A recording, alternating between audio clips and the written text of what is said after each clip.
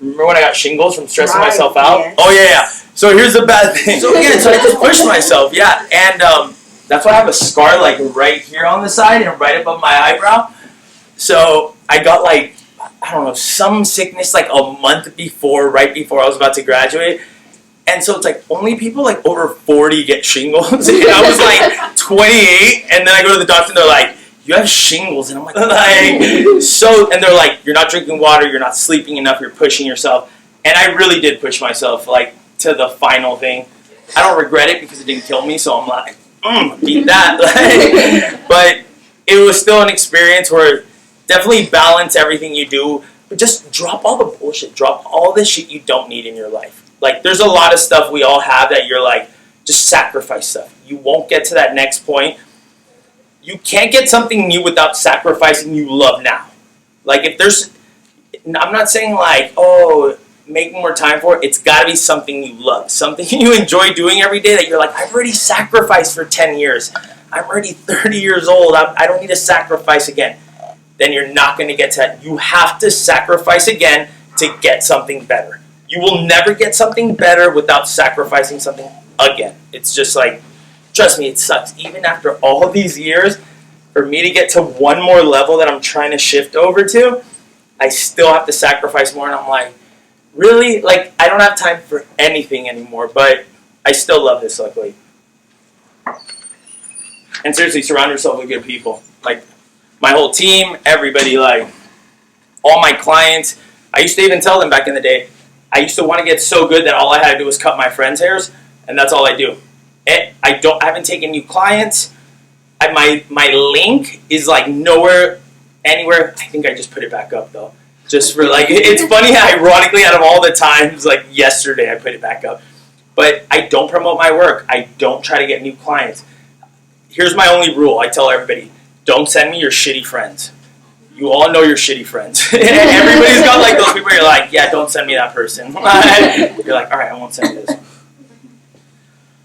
And again, it makes a huge difference. If I have to spend an hour with you, I'm super energy based. Like, and you're all negative and weird, I'm gonna feel all negative and weird when you leave too, and then I'm gonna have to shake it off, and I'm gonna be like, all right, I'm not cutting that person's hair again. But it makes a world of difference in your day. Like, I don't care if I lose, my day fluctuates a couple $100 and I don't have to deal with shitty energy. And that's so real. As much as it seems like magical, energy is so freaking real. Oh my God, one time I cut my finger open, that was the worst. I had to go to like UMC the next day. Like, we wrapped it up.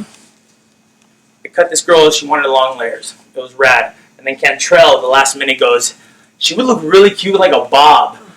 And she's like, yeah, I want a bob. And it's like 30 minutes till class is out. It's like 1:35.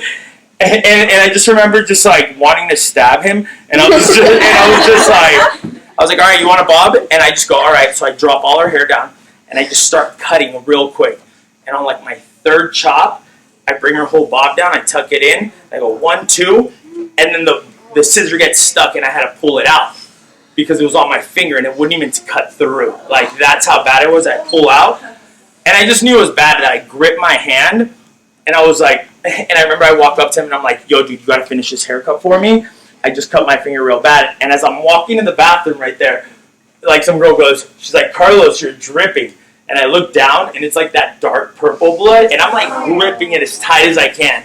And you just see the pile, and I remember, like, you know when you see your own blood, you, like, get pale, like, where you're just like, oh, that's it. And I just remember it just hitting me, and I remember just opening up, and then we cleaned it up, we wrapped it, and I was like, all right, don't mess with it for 24 hours. The next day we come back, we open it here in class, 24 hours later, and it's still pouring. The second we open, I was like, I've never had any incision in my life 24 hours after, still, like as soon as the Band-Aid came off.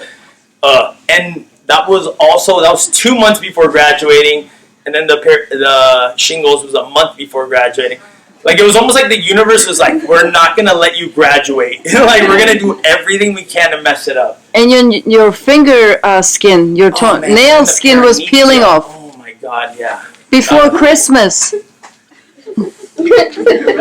It was just one thing after another here. He washed so much hair. He washed so many hairs. No, it checks out. So it's in our book. It's in the cosmetology book, which was even crazy. And I remember Ms. Nazelli was all, she's like, it's paronychia. And I was like, she's making this up. She doesn't know what. No, and it's straight in there. And so 1 in like 300 people get very high moisture. Like if all of us jumped in a pool together, I'd be the first one to get wrinkly skin. My skin wrinkles up so quick in water, so it absorbs it.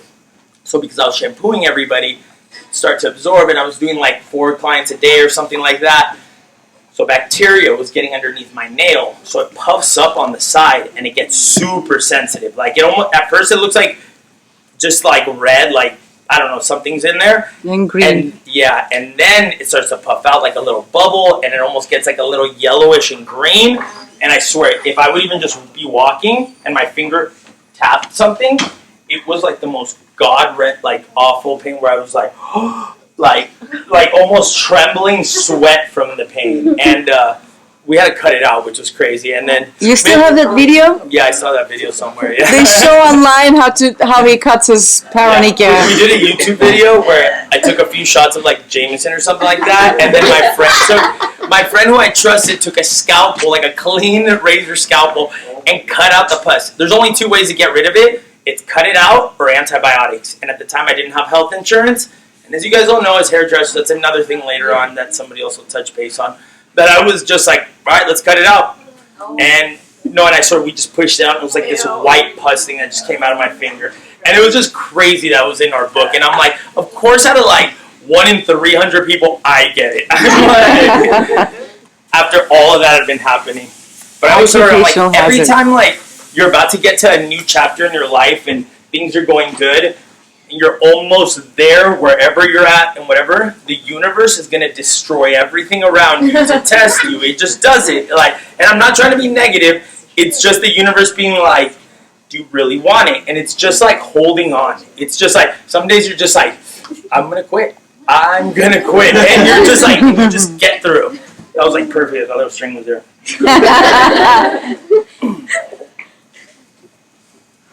Are you guys ready to go? It was like the coolest class. That's why I stayed. Because all the